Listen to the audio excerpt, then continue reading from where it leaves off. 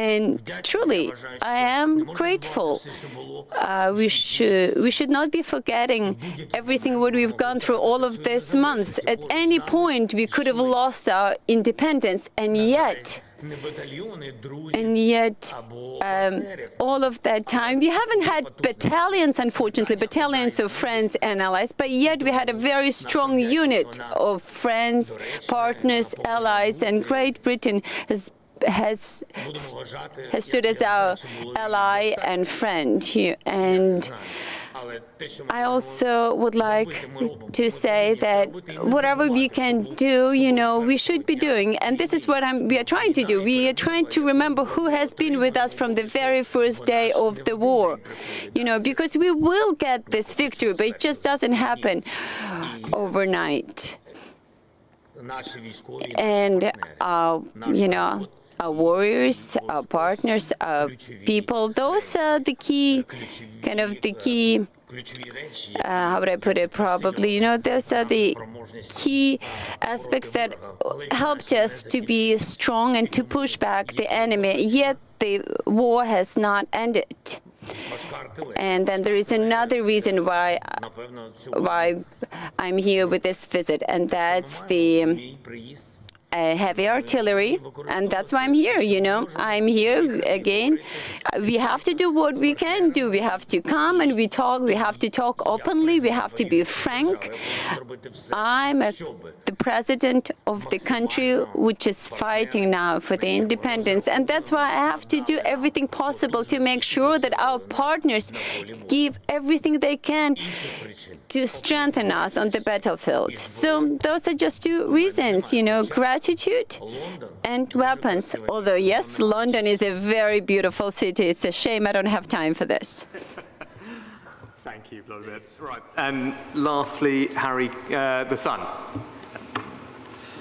Thank you, Prime Minister. You say that Britain led the world rightly on training Ukrainian troops, on providing arms, and you yourself on tanks, but there does seem to be a reticence to break ranks with the Western allies on jets. Are you personally willing, as Prime Minister, if you can, to send Ukraine some of our Typhoon fleet?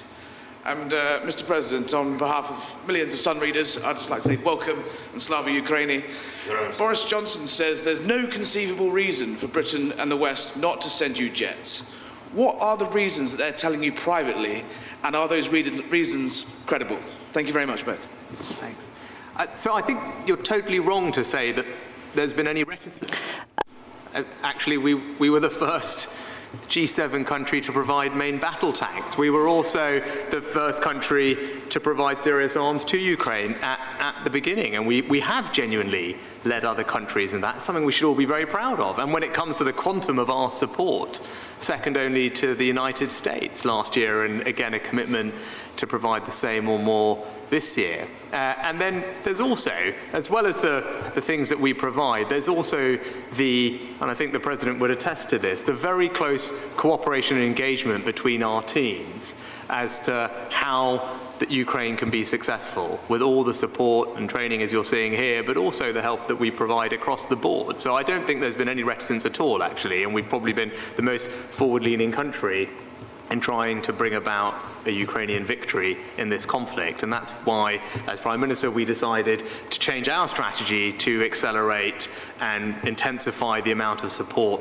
that we give Ukraine so that we can bring about more decisive victory in a sooner period of time. And that's why I made the decision to provide tanks. And with regard to aircraft, as I said, we've already said nothing is off the table, and the first step on that has to be to have people who can fly what are very sophisticated pieces of kit. I mean, from start, if you take someone who's brand new for a fighter jet, as Vladimir would also say, it takes 3 years. Now, obviously, that's not what we're working with because Ukraine has existing fighter pilots, but we do need to make sure that they can operate the aircraft that they could potentially be using, but also there's a supply chain around such sophisticated aircraft. Those are the conversations that the President and I are having, and making sure that we understand all the supply chain needs that go alongside aircraft like that, making sure that they can be used and used safely and kept safely. So we're having that conversation, and it's also a conversation we are having with our allies, because particularly some of the aircraft that we have are done through joint treaty with multiple other countries.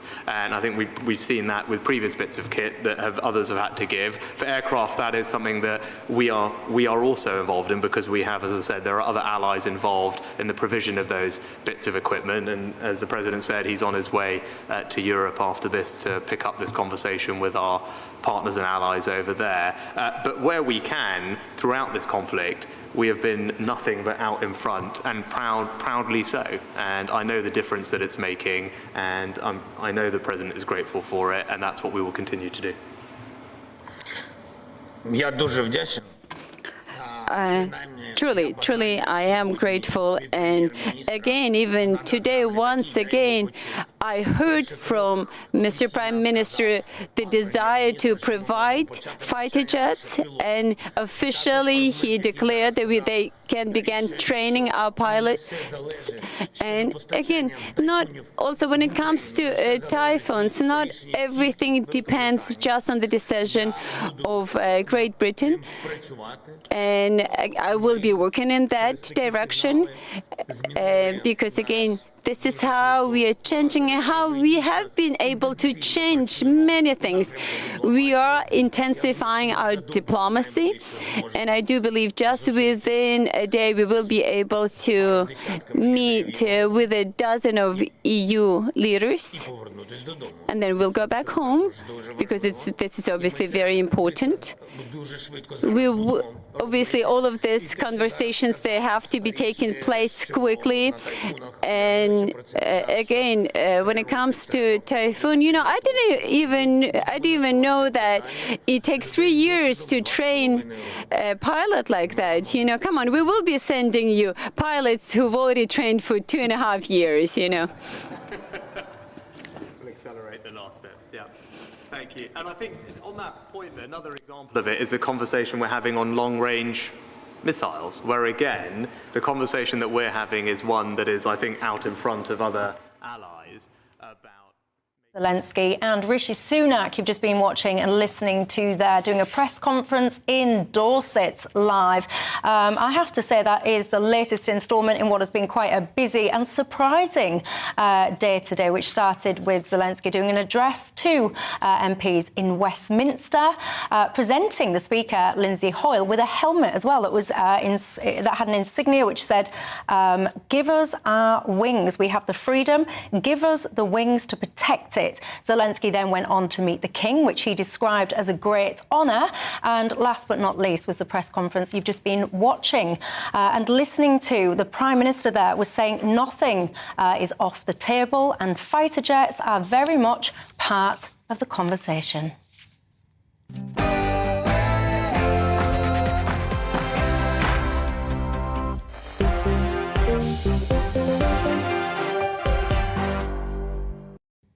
Well, hello there. It's just gone 7 o'clock. I'm Michelle Dewbs, and this is Dewbs & Co. As I was just saying, you've just been watching that live press conference in Dorset between Volodymyr Zelenskyy and our Prime Minister, Rishi Sunak. Alongside me here in the studio until 7 o'clock this evening is Aaron Bastani, the founder of Novara Media, and Mark Lehane, who's the head of education at the Centre for Policy Studies and a former advisor to Nazim Zahawi. Ooh, interesting times. Gents, before I get into the main thrust of the programme, any thoughts on what we've seen and heard today? As I was just explaining, it's been an interesting, surprising visit from Zelenskyy addressing MPs Westminster over to Buckingham Palace to see the King, and then in Dorset, as we've just been seeing and hearing then. Any thoughts? Yeah, I won't add to the platitudes and cliches we're going to hear all day, but two things that really struck me just now. First, Rishi Sunak looked a very impressive Prime Minister, I thought. He looked very competent, clear, charismatic. He's not been in the role very long. Obviously, a very challenging thing to step up to. And then, secondly, whatever happened to Britain being isolated after Brexit? Yes. We were meant to be out on a limb. Nobody wants to talk to us. And yet this is the second foreign visit of Vladimir Volodymyr Zelenskyy after the United States. I think that says something about the UK on the world stage. Well, yes, a bit of Brexit positivity there at the start of the programme. I like it. Got to say, unexpected. Oh, wait, I always don't know why. I do unexpect it sometimes from the left, but I'll take it. I appreciate it. Mark, any thoughts? Well, the only thing I'd add is it just brings home how lucky we are to not be going through what the Ukraine are going through and how brave they have been the past year. I mean, I can't even imagine what it must be like to experience the kind of atrocities that they're going through. And I think probably like a lot of people, I think the more we can do to help them defend themselves, gain back their territory, including fighter jets? Well, I'm not a military expert. All I know is if they're saying that they need stuff, then we need to seriously think about it. Do you think we should send fighter jets? It's an interesting one. I mean, you know, Sunak was touching on obviously the training issues. Even for tanks, you're looking at, I think, 6 months. The only caveat, I think, would be that Britain can't leave itself short with regards to self-defence. Well, you know the drill, don't you? It's not just about the thoughts and opinions of us three sitting in this nice warm studio. It's about you at home as well. So firstly, what have you made to what you've seen and heard today? Any of it, so yeah, all of it, any of your thoughts, but also I want to get into the following topics. Croydon Council, get this, have just raised their council tax, or will be raising their council tax by 15%. Yes, you heard that right, 15%, because basically this is a council that's made a mess of their finances, to put it mildly. They've had to do bankruptcy notices 3 times. So I'm wondering, why should it be the local residents on the hook to bail out the mess that was not of their making? And if you're sitting at home thinking, well, I don't live in Croydon, so I don't care. Not so fast, because this, I fear, is something that we're going to see not just in Croydon. We've already seen it in other councils. Could it be your council next? Should you have to bail them out? Your thoughts on that? And private schools, it comes around again. Should there be charities? Should they have business rate exemptions? Should they have to charge VAT on their fees? And get this, I mean, sometimes I can't even believe what I have to say, but apparently MPs now, if they don't get reverted in at the next election, so they lose their jobs, they should be given medals of services and more money. Really? I mean, I think not, but you might disagree. And Prevent, what do you make to this system? This is the anti-radicalisation system. It's come under criticism, shall I say, to put it mildly. A report out today. It basically says that not enough attention has been put onto things like Islamist terror. Often these things have been described as mental health issues rather than being given the focus and the attention it should be. Do you think that Prevent is fit for purpose? Your thoughts on all of the above and anything else, quite frankly, you want to talk to me about tonight. I'm all ears. GBviews at gbnews.uk is my email, or you can tweet me at GBnews. Let's get stuck in then, shall we, with the first goings-on, the council that I mentioned, Croydon. This is in London, if you're not familiar with where it is. And as I was just saying, they have received permission to hike the council tax up by 15%. I mean, goodness gracious me, this, to put it mildly, is because the council have got itself into an absolute mess financially. Some people blame the former Labour administration. Other people say it's the Tories' fault for cutting the amount of budget they get. Whoever's fault it is, and I'm sure we'll get into that, should the residents have to pick up the flak for it? So pick up wherever you want, the fault, what's caused it, or the outcome. Your thoughts, Aaron? Well, I'm the left-wing voice on this show this evening, and you're not going to hear any complaints from me with regards to responsibility lying squarely with Labour. In terms of who should pay for it, I mean, I don't really see the alternative because, you know, we had, I think between 2017 and 2020, £535 million was budgeted for with no debt management plan. And so we're talking big sums of money. And it's difficult to see how else you would do it unless, of course, central government says, you know what, we're going to eliminate all of this debt. They're on the hook for a lot of money, and I think they've got liabilities of more than £1 billion out there. 1.6 billion of debt. Yeah.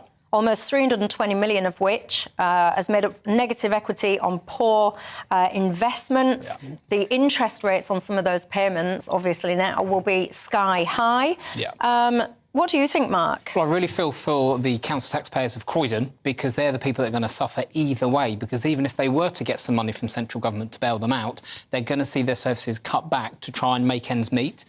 Croydon, like you've already intimated, though, are not going to be the last council finding themselves in this situation. We've had a couple fall over in recent times. Like Croydon, it's because partly because they've invested in property deals just before COVID, just before the crash in terms of retail spaces and shopping centres and so on. They've seen the value of those things crash. They've seen the vacancies in those shopping centres fall. And it's the council taxpayer probably that's going to have to pick up the bill. And I think the onus is on all of us. There are local elections in a lot of the country this May. We've got to look really close at how we vote locally. Sometimes we think it's just the general election that makes a difference, but local councils still are responsible for a lot. Council tax is a big bill wherever you live in the country. So it's important that when people go to vote this May, they look really close at what their councillors have done and what the councillors are proposing to do. Yeah, and I worry, by the way, that this is just going to be the tip of the iceberg, because apparently councils, including Northampton, Kent, New Somerset, Slough, apparently they have got huge debts and perhaps struggling to balance their finances. Thurrock Council in Essex, for example, have also issued a Section 114 notice, they're called, which essentially means that they're struggling, that they're perhaps going bankrupt. One of the things that troubles me, Aaron, is where is the accountability in all of this? Because I was doing a little bit of digging to see what was going on and who's gone where, and there was a report that was done by an independent local government person. Let me just remind myself his name. Yes, Richard Penn, so the Penn report. Many criticisms that it was basically hidden from public view, that it was all covered up. Some people suggesting that there should have been a criminal investigation to some of the goings-on. The CEO, the outgoing CEO of this council, got a huge payoff, £437,000 payoff, which in my mind, you're congratulating failure, you're high-fiving someone on the way out of creating an absolute mess. Yeah. Responsibility, obviously, like I said, lies with the local politicians, but also the CEO. I mean, the CEO is meant to be the money person. They're meant to be pushing back on the politicking, quite rightly, because politicians represent the interests of their constituents, saying, this isn't possible. That hasn't happened there. In the particular instance of Croydon, I also want to say, Tony Newman, who was the leader of the council, the Labour leader of the council, he basically created a whole fund, which was about £100 million, potentially buy various property assets, and this was not put through the usual process of scrutiny. So it was just railroaded through by the local Labour Party. Now, Tony Newman, is very close to senior people in the Labour Party, Steve Reid, and Steve Reid, of course, a very close ally to Keir Starmer. So there's a double broader context here. The first is, I agree, it's going to happen in many other councils. Secondly, some of the people involved are very close to other politicians who say they're going to reinvigorate national politics. And I haven't seen a single tweet from Steve Reid, who's a Croydon MP, in the last week saying, you know what, I'm really sorry that your council tax is about to go up 15%. He's tweeting about absolutely everything else. And finally, people like him are very happy to criticise politicians they disagree with. Wouldn't it be nice if he apologised for once? It certainly would. Are you in Croydon, any of you out there, or any of those councils that are currently struggling? There's supposed to be this situation, Mark, where if you want to raise your council tax by more than 5%, you're supposed to have like a referendum on this. But these so-called special circumstances or thereabouts, they're bypassing that and they're just having this enforced on them. Do you think that's right? Well, there's always going to be a safety valve in there somewhere in special circumstances, but you've hit the nail on the head. Local council taxpayers haven't got a say as to how this money's first place, nor have they got a say about how the mess is going to be tidied up. And it says to me two things. One, it's a reminder, council tax is a really unfair tax. It's a really poor way of raising money for councils, and it doesn't even raise enough money for councils. So often they're left trying to raise more money by doing property investments like Croydon did to try and plug the gap. But secondly, it also shows councils should stick to their knitting. They're not meant to be property investors. They should focus on doing the things they're meant to do and doing them really well. That might not be so glamorous, but goodness me, it's important in people's own lives. Yeah, it's quite staggering, actually, when you do look at some of these sums, that you can invest so spectacularly poorly in property. I mean, we're talking, as we've just been saying, a £1.6 billion debt, if you like. And I mean, it's not all on commercial investments, I'm not suggesting that it is, but how you have a track record of getting it so bad. And these payoffs, I mean, what I was just talking about, Jonah Greenie, the one I'm talking about, £613,000 payoff, which was the $437,000 I mentioned, the loss of office compensation and something called a pension strain, £151,000. This was her salary, apparently. £25,000 for this, and it goes on and it goes on. And I think, how can that be possible, that all of these kind of payoffs, and I keep coming back to it because it blows my brain, that you can do a bad job and financially be rewarded. I can't get my head around who accepts that. And I think this is particularly a problem in London, because particularly in relation to the kind of the construction and property stuff, you saw it also in Southwark with the redevelopment of Elephant Castle. You've seen it in Newham with, I think, Sir Robin Wales. He had to step down at one point. There was an issue when he was the mayor for Newham. So you've got these very powerful local Labour politicians, not really accountable to anyone, big majorities in local government. And like you said, they're a bit above their station in terms of what they think they can do. They're not just failing to get value for money for local residents, but also, as you've said there, they're really failing in just doing the basics of their job. Give me some final thoughts, though, Mark, if you will, because you said council tax isn't perhaps the most effective way of funding these councils. Well, what is then? Well, it's often been said that trying to sort out local government funding is the quickest way to bring down a government. I mean, those of us old enough remember Mrs Thatcher trying to bring in the poll tax. That was an attempt to reform it that brought her down. Huge protest as well. It's really difficult to do, but we know that council tax is just almost as bad as it can get in terms of local taxation. Fundamentally, we've got to grapple with that at some point, but you need a strong, stable government to do that, that's bold, and let's be fair, we haven't for a long time had a government that's been able to even think about that. Indeed. I'm going to take a quick break. When I do, I want to come back with some of your thoughts. Lots of you have been writing in about your response to the Ukraine press conferences and conversations that have been happening today, and also to the situation in and around the council. So, reminder, get in touch. gbviews@gbnews.uk is my email address. When I come back as well, lots on the agenda. I want to talk to you about prevent Islamist extremism. Are we taking that threat seriously enough? I want to cover private schools as well. Should there be charities? Should there be VAT on them? And get this, I mean, I'm trying to say it with a straight face, but I struggle. Should an MP who doesn't get elected, so they've served their term but don't get re-elected, should they get a medal and some extra money on their way out? You tell me. I'll see you in 2.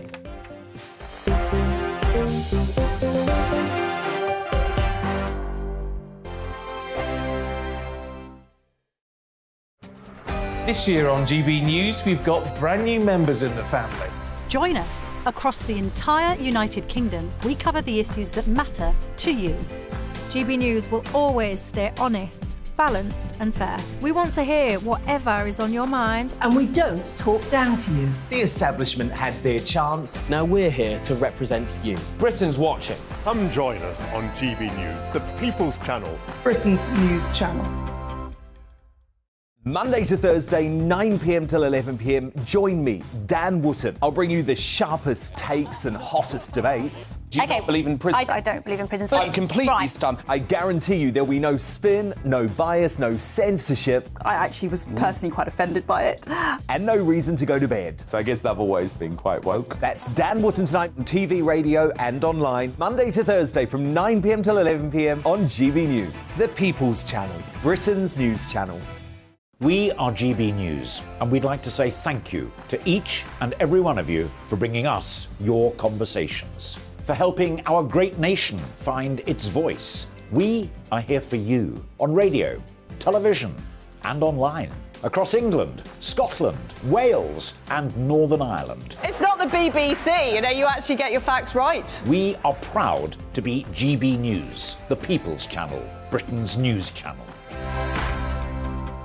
I'm Mark White. As GB News Home and Security Editor, I cover those key issues that are so important to you. Our authorities, our communities doing all they can to combat violent crime. With the public services under unbearable strain, why are we still failing to control our borders? Defence, the first priority of any government, has been continually hollowed out. Can we trust our politicians to protect the armed forces? Join me, Mark White, on GB News. This Saturday at 8 p.m, tune in to a GB News Investigates documentary as we tell the full story of the grooming gang scandal. My childhood has been stolen. We will expose the cover-ups that have kept this national scandal under wraps for decades. Not one person has been held accountable. Our investigation uncovers the true scale of this outrage. I want to see senior officials held legally to account. On GB News, grooming gangs, Britain's shame.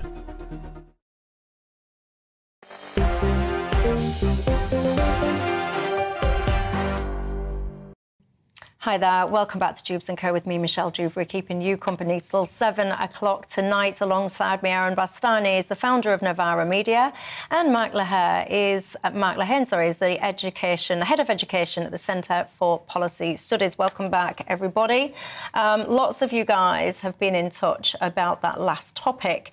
Councils. Who should bail them out when basically they can't do their job properly and manage their basic finances? Should it be you, the taxpayer? And if not you, then who? Andrew said, it's time the councillors' wages were reduced. We need payment by performance across the board, and the residents need to be able to fire the failed councillors. How do you think you're on an episode of The Apprentice there? How do you reckon you're going to do that, Andrew? Give me your thoughts. I don't mind your sentiment, by the way. I just don't know how you're going to see that through. Let me know. John says it's time these corporations are held accountable. We can't keep making residents pay for the failure of the corporation. Time to print more money out of nothing. Gotta say, zero sympathy for the councils. Can't even pretend that there is. Right, let's talk to you about schools, shall we? Labour, basically, want to stop private schools being charitable with their status. So, for example, that means that they don't have to charge VAT on their fees, and it means that they can get breaks on business rates. Mark, you are a guru when it comes to education. I think there's not a lot that you don't know about it by all accounts. You've set up a school, you've been a head teacher, you're one of Rishi Sunak's favourite people because you're a maths teacher as well. He loves that. What do you make to this whole private school conversation? Well, I suppose the other thing to say is I'm a third-generation teacher. My nan taught in state schools, my dad taught his whole life in state schools. I spent 15 years in state schools. Personally, for me, the action is where it's at in state schools. But I think Labour have got this one wrong for a whole number of reasons. First of all, it won't raise anywhere near as much money as they say it will. This £1.7 billion figure has been floating around for years. It assumes that everyone that's in a private school right now would stay in a private school. That's about 500,000 kids there or thereabouts. So they would pay 20% extra on top. So it assumes that none of them would then move into the state system. It also ignores the fact that as soon as private schools started charging VAT on their fees, they'd be able to claim back VAT and all the things they buy. So it won't actually leave them with that much money. But aside from that, I think it's the wrong reason the wrong thing for two more reasons. One, I think we need to focus on making state schools better. That's why people like me set up a free school. That's why this government, the last 12 years or so, has been encouraging people to make state schools better. That's how you get people out of private schools. You make the local state schools so good that people don't feel the need to go private. Mm-hmm. And secondly, I don't think it sets Labour up as a party of aspiration. Lots of people want to send their kids private. It's not what I wanted to do. It's not what lots of people want to do. But lots of people do want to do that. And I think Labour are potentially putting themselves on the wrong side of quite a number of the public who can't afford to send their kids private. If they could afford to, maybe they would. And it's kind of sending the message that people like you shouldn't vote for Labour. And I'm not sure that's a good place for Keir Starmer to be. Aaron, you are of the left. Are Labour basically anti-aspiration and deluded when it comes to basic maths? Well, the numbers thing is interesting. So presumably you think it's between £500 million to £1 billion, or let's just say it's half of what they're saying. I mean, it's still a substantial amount of money, but it's not, game-changing. Park that for a moment. We pay virtually for every service with VAT, with value-added tax. There are a few exceptions, but when you go out for dinner, you'll pay VAT. My dad's a taxi driver, people have to pay VAT and whatnot. So just trying to standardise things across the UK economy, this is the service industry in the private sector. I don't think the sort of emphasis here should be, well, make the argument for them to pay VAT. I think the argument should be, well, why shouldn't they pay VAT, given it's the norm across the private sector and they're offering a service? But they're not in the private sector. They're in the charity sector.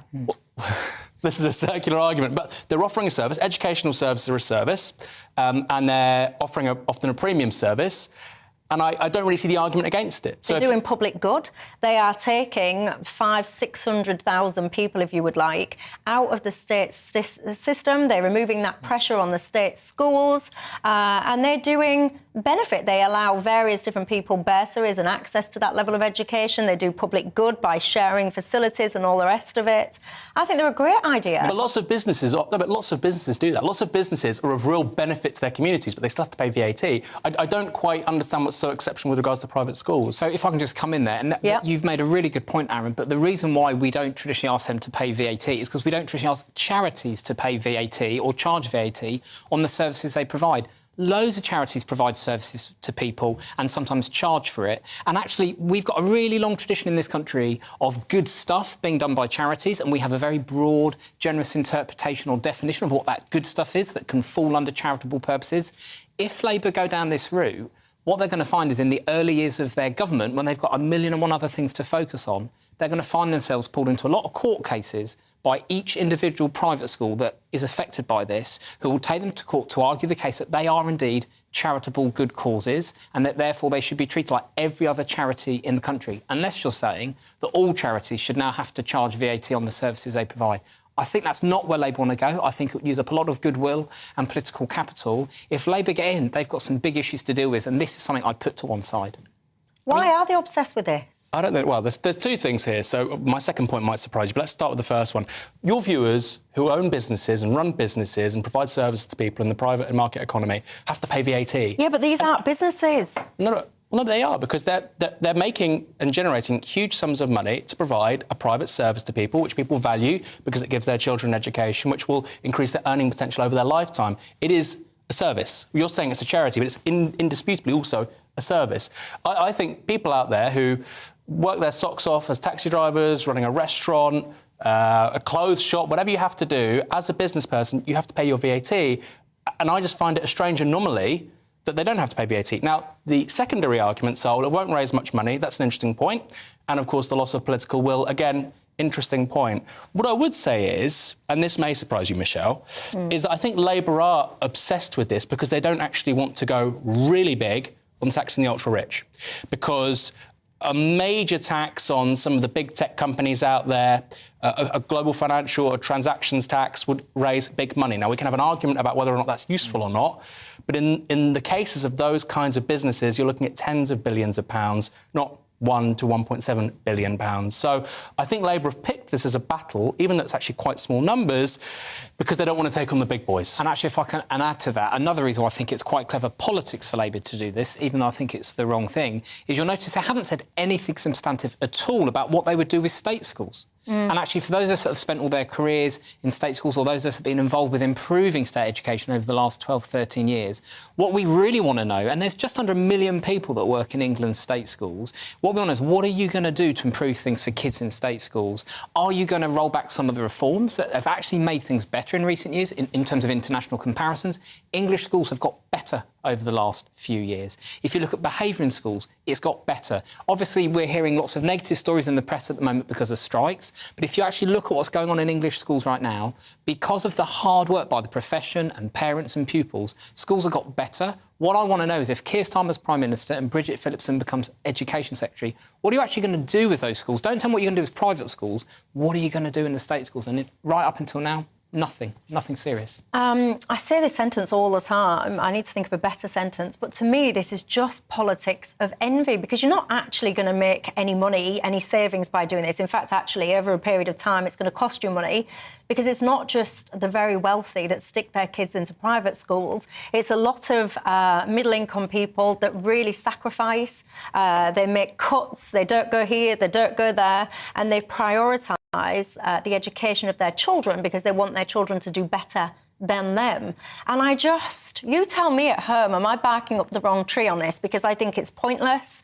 I think it's a little bit of delusion. And I just think it's a basic attack on aspiration. And let me also ask you this, and please answer honestly. If you had the means to send your children, your grandchildren, whoever, to private school, honestly, would you do it? I was always so against them when I was growing up. I thought they were really posh and all the rest of it. But now that I'm a mum, I absolutely would send my son to private school. Would you? Give me your thoughts when I come back. Get this. I can't even believe this is a true story. I'm going to take a break. But when I come back, an MP that doesn't manage to retain their seat going forward at a general election, do you think they should get a medal on the way out, basically, for public service and a bit more money for loss of office to help them as a cushion whilst they're waiting and trying to get their next job? Give me your thoughts. See you in 2.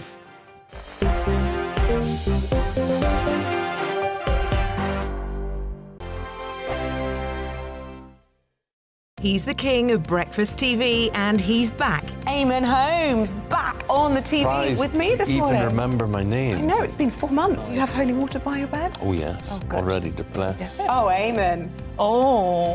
Why do you not believe anything I say? Eamon Holmes back on GB News Breakfast at 6 a.m. Here on GB News Live, we'll be keeping you in the picture, finding out what's happening across the country and finding out why it matters to you. We'll have the facts fast with our team of reporters and specialist correspondents. Wherever it's happening, we'll be there from 12 noon on TV, radio and online. GB News, the People's Channel, Britain's news channel.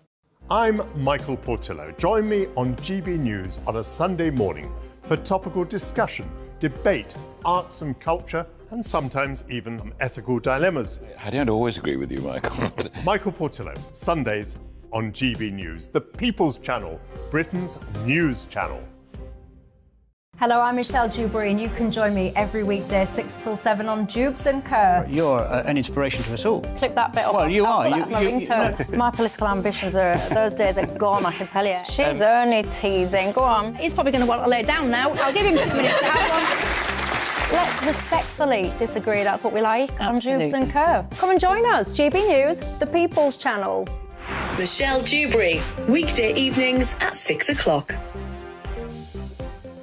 Monday to Thursday on GB News, it's Bev Turner Today from 10 a.m. We're going to be here for you, our GB News family, to keep you up to date, but also make you smile. The guy went from puberty to adultery. And I can't wait to bring a few of my own opinions. I have no time for cultural totalitarianism. We'll engage in passionate, but always polite debate, with your thoughts and opinions at the centre of it all. Only on GB News, the People's Channel, Britain's news channel.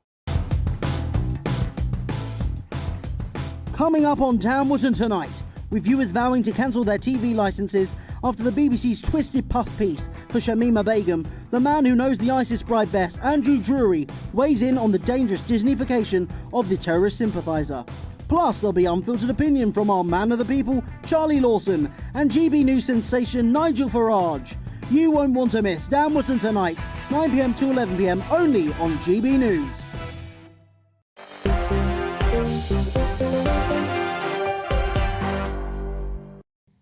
Hi there, welcome back to Dewbs & Co with me, Michelle Dewbs, keeping you company until 7 o'clock tonight.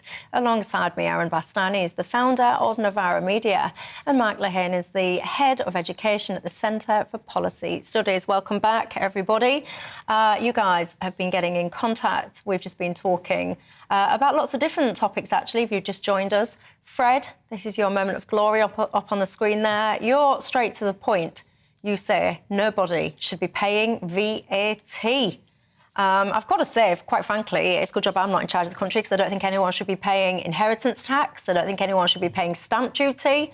But then I actually don't know how I would fund lots of things. So, Fred, tell me, how do you fund things then? Keith says, if you take all these kids out of private schools, where on earth are you going to put them? Well, in the state school, of course, which would lead to much more pressure in that sector, which is why, if you ask me, the Labour argument doesn't stand up. Carol says, state schools should be so good that there would be no need for private schools. I agree with you, but they're not good, are they? And what happens is, by the way, when you do get a good state school, the house prices around the catchment area for that school shoot through the roof. So, yes, you're not spending all that money on fees for private school, but you are certainly paying a premium for the property in and around those areas. Anyway, would you be an MP? Is it your kind of thing? Do you look at the earnings of some of them and think, actually, yeah, that could be for me? Well, a Commons committee now thinks that MPs should get a medallion of service and six-figure payouts when they lose their seats at elections. They say that the rejection by voters, I quote, can be an emotional and traumatic experience. As someone that's been rejected not once but twice by voters at the ballot box, I can safely say I've never been traumatised or anything like that at the end of it. Aaron, give me your thoughts. Medals, really? Look, let's do a compromise. How about something like a swimming badge? It's cheaper. No. It will be, like your 25 metres. No, but how about a chat? Should have done better, should have worked harder, and should have appealed to your voters better. Well, firstly, I think we should value public service, and I think that should be recognised. But I think most people intuitively would think this proposal is ridiculous, precisely because they think, and I think quite rightly, that actually very few people are in politics because of public service. So in the abstract, OK. In terms of the real world, in Westminster in 2024, when a bunch of them get the boot, no, I absolutely agree.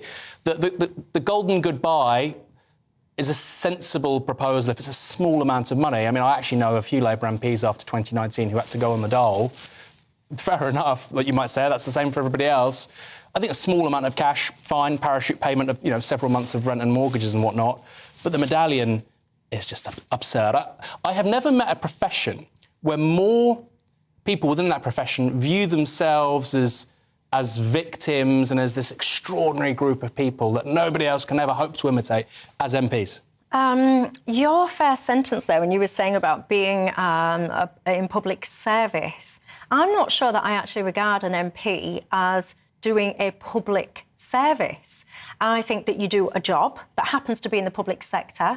You get handsomely rewarded for it, not just with your salary, but the millions that many of these people go on to make in subsequent years from writing books, doing talk shows, eating kangaroo penises on national television, you name it. I don't see it as a public service, do you? Anyway, Mark, what do you make to all of this nonsense? Well, confession, I've also put myself forward for an election before, and I didn't find losing a particularly emotional and traumatic experience. Did you have to go to a safe space afterwards to recover? I had a little sob and then I picked myself up and drove home. Good. But listen, actually, I've been lucky enough. I was a special advisor for just under a year to 2 education secretaries, and during that job and since then, actually, I've been very lucky to work quite closely with different MPs and ministers and so on. And I do think most of them do go into politics for the right reasons. I do think it is public service. It's not just another job. They do have a unique set of responsibilities. And if you want good government and if we want to make this country better and help make the world a better place, I think we need to try and make the job of MP and minister bearable. I think they are well paid. I think they take a lot of flack for the job they do. I think it is a thankless task. So I think we should value our MPs more. What I would say, having read up on the recommendations here, is read the room, guys. Like, there is a cost of living crisis going on right now, and the last thing people are going to be worrying about is MPs worrying about their job come the next election. So I think they've actually got a good point they're trying to make, that we do need to value our politicians more, or you won't get good people going in. But how do you value them then? What do you want to do? Have a little thank you parade where we dance and sing and throw rose petals at their feet? What? So actually, we tend to get in democracies, and for all of its flaws, we have a pretty good democracy here. We tend to get the politicians we ask for. So we talked about Croydon at the top of the show here today. One of the reasons why our local councils aren't run so well and why our national government isn't run so well is because we keep on asking them to do contradictory things in their jobs. I want my MPs to focus on Ukraine, energy security, do you? The education system and stuff like that. I want my local councillors focusing on bread and butter issues, not getting into property deals and stuff like that. And so I think we need to be quite clear as voters what we're asking of our councillors or of our MPs, and then giving them the space to get on with the job. It's easy for us three to sit here and comment on that stuff. I also think it's really hard to get into that public arena and do stuff and have all your mistakes shown up publicly. Now, of course, I'm biased because I work for some government ministers who've been through the flames recently. Nadeem Zahawi, he's had a right shocker.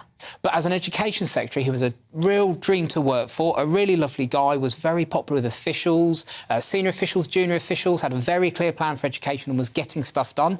I can't comment on all the other stuff. It never came up. But they're human beings. They've got families. They've got feelings. Some of the horror stories I've heard from MPs about what their families have been through, how people have turned up at their homes where their families are and threatened them, it really makes you think twice about whether you'd want to do it yourself. It certainly made me think twice about whether it's a step I'd want to take. Yeah, they've got families, they've got homes, they've got stables that they need to heat, of course, those kind of things. Those stables won't heat themselves. This is very true. But we discussed yesterday a teacher, actually, that one of her students had done this poster that said the only good Tory is a dead Tory, the only good Lib Dem is a bad Lib Dem. And when you do have things like that, a dead Lib Dem, sorry, it does incite hatred, I think. And I think that those kind of people should be fired from their jobs for those kind of incitement to hatred. Was that a teacher or a pupil? It was a placard that was made by a pupil that was celebrated by a teacher and held up by the teacher and posted on Instagram by the teacher. That doesn't sound particularly good. Somebody was not watching GB News last night, Aaron. If you'd have watched Dewbs and Co, you'd have known this story. You'd have been right across it. You'd have been like, Michelle. yes. I just wanted to say very quickly, though, I think actually the calibre of politicians in this country is very low, extraordinarily low. And it's worst of all in local government, as we've seen with the Croydon story. And I think a big reason for that is our electoral system and first past the post, which rewards loyalty and your ability to, get yourself up the greasy pole of political intrigue and gossip and infighting. And if you can navigate that, you'll do well. And if you're a good problem solver, competent, affable, somebody that would normally, be at quite a senior position in the company, that's all irrelevant in politics. And so politicians aren't fixing very much right now. I think that's why. And as a result, I'm sure most of your viewers think it's ridiculous giving them a medal. Why? What do they do? And they're right. I think if we had a successful political system with a different kind of electoral system and the right people in politics, sure, then it would be a different kind of debate. And I don't think you should get, your honours, your knighthoods and all the rest of it for doing your job. I really don't like that. When I read so-and-so's got an award for public service or whatever it is, and I look at that and I think, what do you mean doing your job? That's literally your job. Why have you got this knighthood or whatever? I disagree with that. Michelle, you are a sensible lady, you say. Actually, what I was just saying, they get knighted for doing nothing or for making a mess of this country. So going on now to give them medals wouldn't surprise you at all, Joe says. It is the public that should get a medal, quite frankly, for putting up with the MPs and the mess that we are in.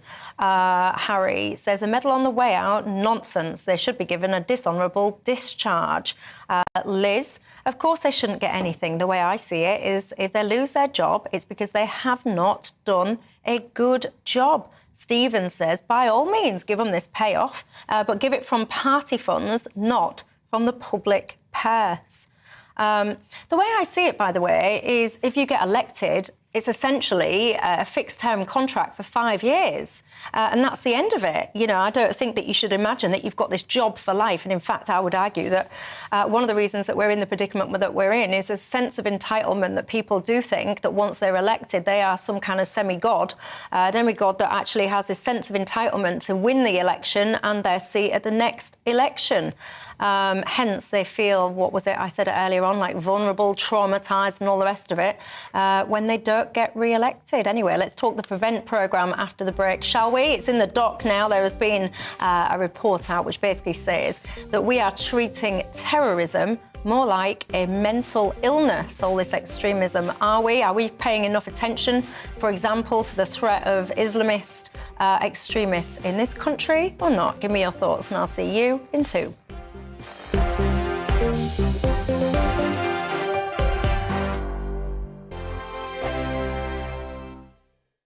I'm Simon Evans. Join me on GB News for Headliners at 11 p.m. What's the scoop? I'll be joined by 2 of the country's top comedians. That's right. As we take a look at tomorrow's newspapers tonight. We're going to get into trouble. If it's a big story, we'll be covering it. Spill some tea on him. There we go. But we'll also have some fun. I wouldn't stick up a bank. My father didn't love me. So anyway. Headliners every night from 11 on GB News, the People's Channel, Britain's news channel. Join me, Patrick Christie's, Monday to Friday, 3 till 6. We tackle the day's news agenda like you've never seen before. It's high tempo, high octane, the most controversial topics, and the best guests. You will not be able to take your eyes and ears off it. I'm not afraid to ask the questions that you really want answered. 3 till 6 p.m, Monday to Friday on GB News, the People's Channel, Britain's news channel. Hi, Andrew Pierce here. Join me every Friday lunchtime for a proper no-nonsense debrief of the week's events. With special guests in the studio and the GB News team on the ground, I'll be getting you up to date with news, some intelligent discussion, and my own sharp take. The weekend starts here with me every Friday lunchtime on GB News, the People's Channel, Britain's news channel. I'm Andrew Doyle.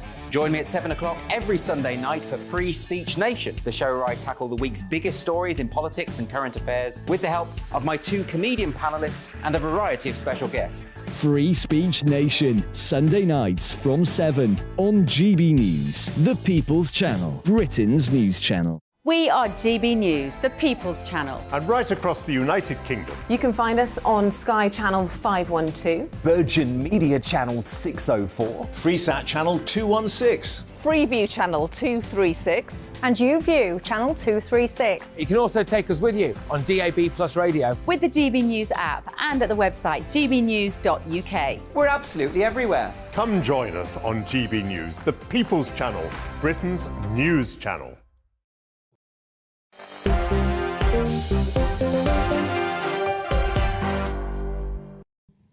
Hi there, welcome back to Dewbs & Co with me, Michelle Dewberry, keeping you company till 7 o'clock tonight. Aaron Bastani, the founder of Novara Media, is alongside me, as is Mark Lehane, the Head of Education at the Centre for Policy Studies. Welcome back, everybody.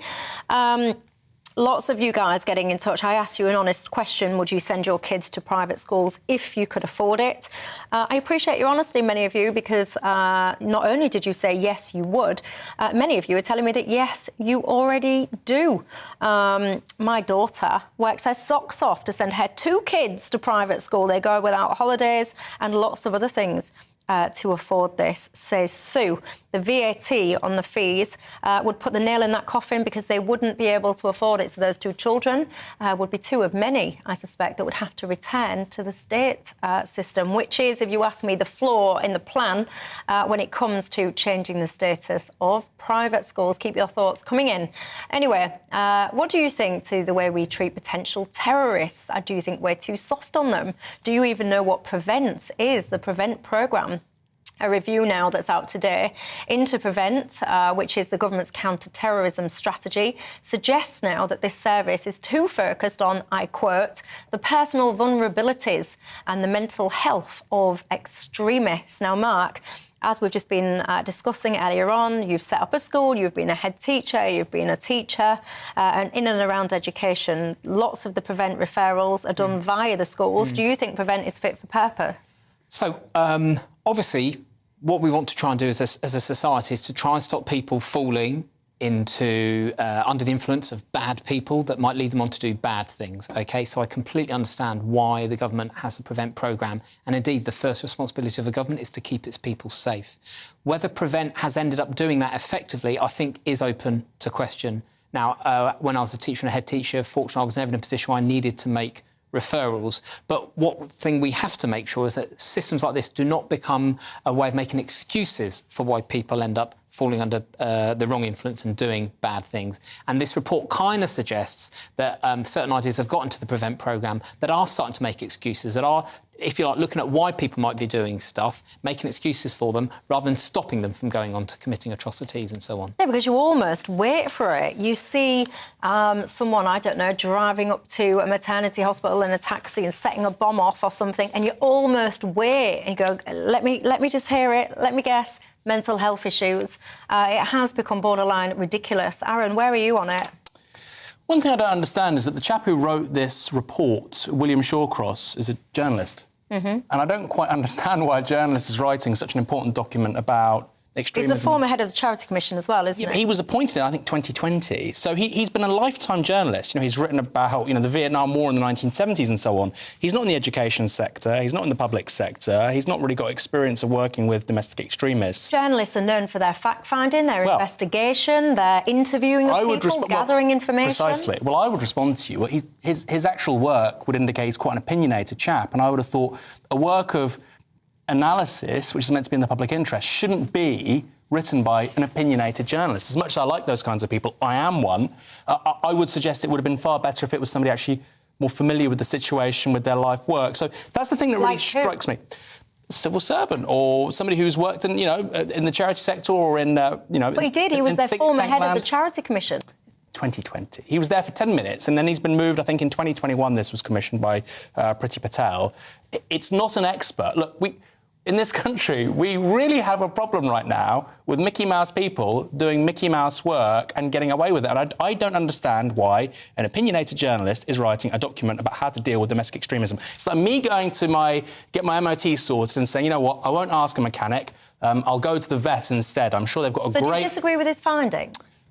I've read the document, it seems actually quite anodyne, and that's what I don't quite understand about it. It's quite anodyne. The government's accepted all of the recommendations. So maybe the point was he would say the things they want to hear and then they would just, adopt them. There doesn't seem to be any sort of analytical rigour there. Secondly, the fact they've adopted every single recommendation. What business would do that? You commission a report, they say, you know what, we had 35 recommendations. OK, brilliant, day one, we'll accept all of them. If you had critically engaged, smart people managing the business, they would say, actually, you know what, on this point, on that point, let's push back, maybe we can improve this, or maybe that's not quite right. But no, that's not how government is done in this country, and I think that's the detriment of the public.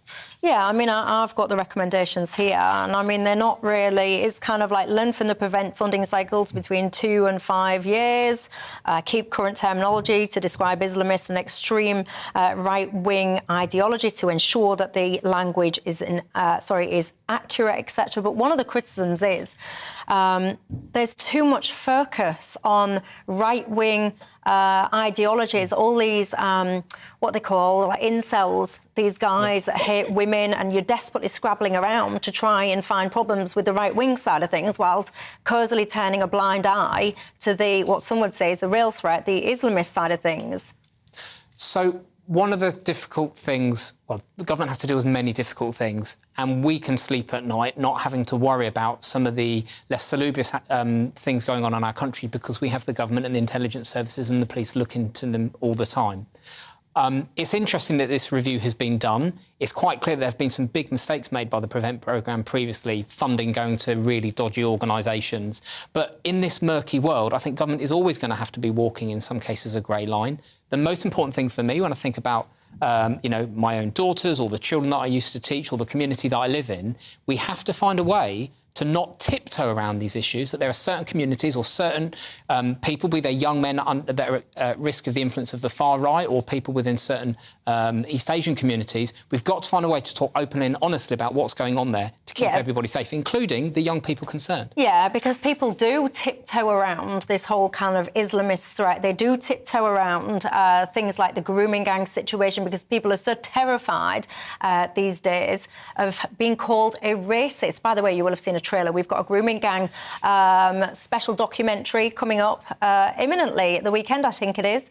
Let's have a look at some of your thoughts. Great couple of guests, Michelle, Aaron and Mark, are really refreshing. Neva singing from a song sheet, but giving sensible alternatives. More from them both, please. Ken says, these are two of your best guests, polite and professional. Is Ken your dad, either of you? Not as far as I know. No, not as far as you know. Lots of love coming in there for you guys. I like it. Right, look at the time. It flies, doesn't it, when you're having fun. Why should MPs get medals? I did 25 years in the prison service and I got nothing, says Alan. I agree with you. That's all I've got time for. Have yourselves a wonderful evening. Nigel Farage up next, and I will see you tomorrow. Hi there, it's Aidan McGibbon here from the Met Office. Wet and windy weather in the far northwest will ease as it spreads south overnight, followed by showers in the north but drier conditions towards the south. It's an active cold front that is bringing some heavy rain and gales to the northwest of Scotland during the rest of the afternoon. That then spreads south. It runs into higher pressure and weakens as it pushes into much of England and Wales. But for a time, some heavy rain and then some hill snow as that front crosses Scotland into Northern Ireland.